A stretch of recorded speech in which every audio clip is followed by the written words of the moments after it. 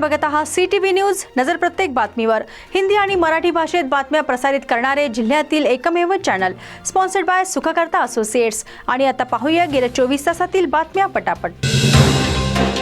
चंद्रपूर महानगरपालिकेच्या निवडणुकीकरिता सर्वच राजकीय पक्षात रणधुमाळी सुरू झाली असून इच्छुक उमेदवारांची धावाधाव नजरेस पडत आहे।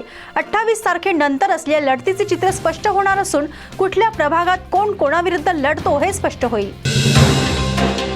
चंद्रपूर जिल्ह्यातील भारतीय जनता पार्टीत नाराजी नाट्य सुरू झाल्यानंतर आता काँग्रेस पक्षातही नाराजीचे सूर उमटताना दिसत आहे। खासदार प्रतिभा धानोरकर यांनी प्रदेशाध्यक्षांना चांगलेच सुनावले असून त्यामुळे राजकीय गोंधळ उडाला आहे। येणाऱ्या निवडणुकीत दोन्ही पक्षात हा जर गोंधळ दिसला तर निकालावर काय परिणाम होईल याची चर्चा आता रंगू लागली आहे। नवीन वर्षाच्या स्वागतासाठी सगळीकडे तयारी सुरू असताना ताडोबा अंधारी व्याघ्र प्रकल्पातही पर्यटकांची गर्दी ओसंडून वाहू लागली आहे।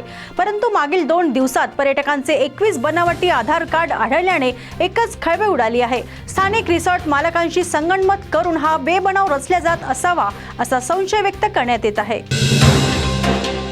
स्वच्छ चंद्रपूर सुंदर चंद्रपूर असणारा महानगरपालिकेने फलक लावलेला आहे। दररोज घंटागाडी शहरात फिरत आहे आणि कचरा संकलनही करत आहे। परंतु नेमके चंद्रपूर महानगरपालिकेच्या मागील परिसरात घाणीचे साम्राज्य पसरले असून याकडेच महानगरपालिकेचे दुर्लक्ष कसे असा सवाल चंद्रपूर येथील नागरिकच विचारू लागले आहेत। चंद्रपूर शहरातील 4ही दरवाजे आणि खिडक्याच्या आतील भाग आता वाहतुकीकरिता किंवा नागरिकांकरिता डोकेदुखी बनला आहे हे पर्याय आणि वाहतूक विभागाला कळवावे वाटते। रस्त्याच्या दुतर्फा ठेवलेल्या 4 चाकी वाहने आणि त्यातल्या त्यात लग्नाची वरात, धार्मिक यात्रा आणि फुटपाथवर दुकानदारांची मनमानी यामुळे आता जटपुरा गेट ते पठाणपुरा गेट हा प्रवास किमान पाऊण तासाचा झाला आहे। यवतमाळ शहरातील महाकाली मंदिरात दान पेटीतून पैसे चोरी करणाऱ्यास यवतमाळ पोलिसांनी गजाआड केले असून त्याच्याकडून आणखी 7 दुचाकी वाहन सुद्धा जप्त करण्यात आले आहे। पोलिसांच्या या कारवाईचे यवतमाळकरांनी स्वागत केले असून गुन्हेगारांकडून 2.5 लाख रुपयांचा मुद्देमाल हस्तगत करण्यात आलाय। येणाऱ्या संक्रांतीच्या पार्श्वभूमीवर सर्वत्र पतंग उडविल्या जातात, परंतु पतंग उडवताना प्रतिबंधित नायलॉन मांजाचा सर्रास वापर केला जातो।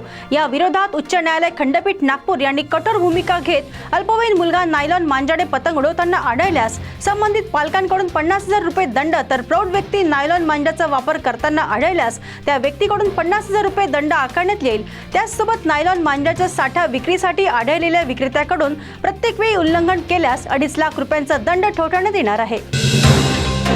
राजुरा शहरात घडला खंडणीचा थरार। एका कंत्राटदाराला चंद्रपूर येथील कारच्या शोरूम मधून त्याच्या डोक्यावर पिस्तूल ठेवून त्याच्या घरापर्यंत नेऊन त्याच्या घरातून 18 लाख रुपये खंडणी वसूल करण्यात आली। या घटनेचा थरार इथपर्यंत थांबला नाही तर खंडणीदारांनी कंत्राटदाराला याबाबत वाचता केल्यास जीवे मारण्याची धमकीही दिली। हा प्रकार उघडकीस आल्यानंतरही खंडणीदार मात्र अजूनही मोकाट आहे। जिल्हा अकोला, तालुका तेल्हारा येथे एका अल्पवयीन 12 वर्षाच्या मुलीवर जन्मदात्या पित्यानेच अत्याचार केल्याची संतापजनक घटना उघडकीस आली आहे आणि त्यावरूनही कळस म्हणजे त्या मुलीचे काका आणि शेजारील वृद्ध व्यक्तींनी सुद्धा त्या मुलीवर अत्याचार केल्याने माणुसकीला काळीमा फासला गेली आहे। पीडित मुलीच्या शाळेत समुपदेशनाचा वर्ग सुरू असताना त्यामध्ये ही बाब लक्षात आली। या प्रकरणात काका आणि वडील दोघांना पोलिसांनी अटक केली असून शेजारील वयोवृद्ध व्यक्ती मागील 20 दिवसांपासून फरार आहे। डॉलरच्या तुलनेत रुपयाला गळती लागली असताना सोन्याची झेप मात्र सुरूच आहे। सोन्याचे दर प्रतितोळा 1,39,000च्या शिखरावर आहे। यामध्ये चांदीही मागे राहिली नसून चांदीनेही ऐतिहासिक पातळी गाठली आहे। तर या होत्या आजच्या पटापट बातम्या। लवकरच भेटूया पुन्हा काही नव्या बातम्यांसह। तोपर्यंत अशाच बातम्यांचे अपडेट पाहण्यासाठी बघत रहा CTV न्यूज नजर प्रत्येक बातमीवर। नमस्कार।